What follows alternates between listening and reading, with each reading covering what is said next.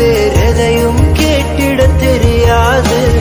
அன்பை கேட்கும் காதலுக்கு சந்தேகம் தாங்கிட முடியாது.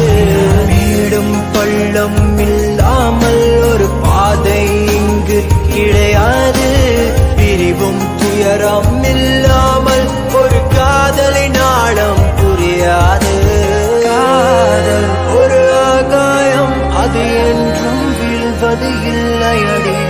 கண்ணீர் ஒரு வெண்மேகம், வீழாமல் இருப்பதும் இல்லையடி.